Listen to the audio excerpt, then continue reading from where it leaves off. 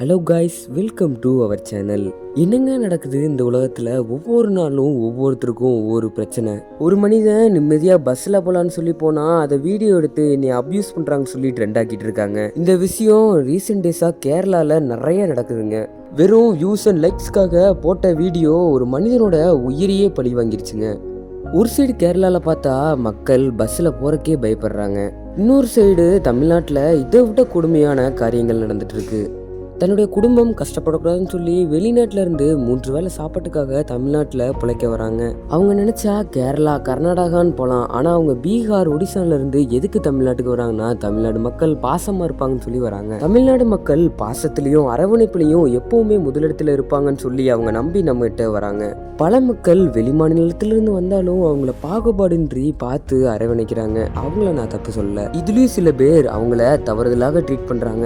எப்படின்னா வெளி மாநிலத்திலிருந்து ஒருத்தவங்க வந்தா அவங்கள தீவிரவாதி மாதிரி ட்ரீட் பண்றாங்க. எப்படி சொல்றேன்னா, அவங்கள அடிமையாக வச்சு அவங்ககிட்ட எல்லா வேலையும் வாங்கிட்டு சம்பளத்தை மட்டும் கம்மியா கொடுக்குறாங்க. கேட்டா, நீ வெளி மாநிலத்திலிருந்து வந்திருக்கீல, உனக்கு இவ்வளவுதான் சம்பளம், வேணா வாங்கு, இல்லைன்னா கிளம்பு அப்படின்னு சொல்றாங்க. ஒவ்வொரு நாளும் அவங்க இரவு பகல் பார்க்காம உழைச்சு தங்களுடைய குடும்பத்துக்காக கஷ்டப்பட்டுட்டு கடைசியில அவங்களுக்கு கேட்ட சம்பளம் கிடைக்கலன்னா அவங்களுக்கு எப்படிங்க இருக்கும்? இதை கூட அவங்க பொறுத்துப்பாங்க. ஆனா வெளி மாநிலத்தவங்கன்னு சொல்லி அவங்க மேல தாக்குதல் நடத்துறது ரொம்பவுமே தவறான செயல். இப்ப ரீசெண்ட் டைம் ஒரு சின்ன பசங்க, ஸ்கூல் படிக்கிற பசங்க போதைப் பொருளை போட்டு வந்து ஒரு வெளி மாநிலத்தவரை சரமாரியா தாக்கியிருப்பாங்க.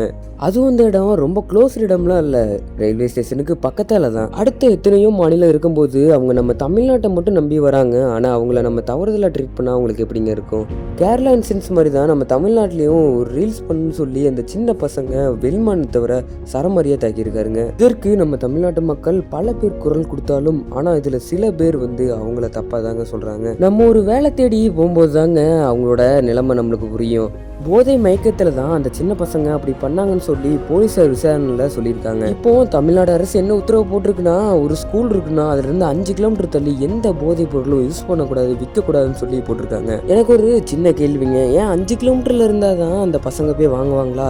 ஏன் 10-20 கிலோமீட்டர் தூரம் தள்ளி கூட போய் வாங்குவாங்கல்ல? அதனால நம்ம முதலாவது என்ன பண்ணணும்னா, போதைப் பொருள் மேனுஃபேக்சரிங் பண்ற கம்பெனியை ஃபர்ஸ்ட் ஸ்டாப் பண்ணணும். இப்ப தமிழ்நாட்டுல நிறைய பேரு போதைப் பொருளுக்கு அடிமையாகி நம்ம என்ன பண்றோன்னே தெரியாம பண்ணிட்டு இருக்காங்க. இந்த போதைப் பொருளால அஃபெக்ட் ஆறது ஒரு மனிதர், அவங்க ஃபேமிலியா கூட இருக்கலாம், இல்ல வெளியில இருக்கவங்கள கூட இருக்கலாம். இப்போ வெளி மாநிலத்தவங்க மேல தாக்குதல் பண்ணவங்க அடுத்து தமிழ்நாட்டில் இருக்கவங்க மேலே தாக்குதல் பண்ண மாட்டாங்கன்னு என்ன நிச்சயம்?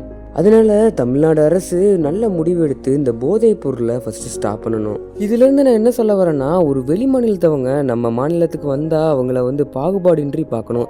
ஏன்னா அவங்களும் ஒரு இந்தியர்கள் தான், அவங்களும் ஒரு மனிதர்கள் தான். மொழியில வேணா அவங்க வேறுபட்டு இருக்கலாம், ஆனா அவங்களும் நம்மள மாதிரி ஒரு மனுஷங்க தாங்க. நான் இந்த வீடியோல ஏதாச்சும் தப்பா சொல்லிருந்தா என்ன மன்னிச்சுக்கோங்க. இதோட இந்த வீடியோவை முடிச்சுக்கிறேன். Give respect and take respect. மீண்டும் அடுத்த வீடியோல சந்திக்கும் வரை நான் உங்கள் சார்லஸ். இதே போல வீடியோ பார்க்கறதுக்கு நம்ம சேனலை மறக்காம சப்ஸ்கிரைப் பண்ணிக்கோங்க அண்ட் இன்ஸ்டாகிராம் பேஜையும் ஃபாலோ பண்ணிக்கோங்க.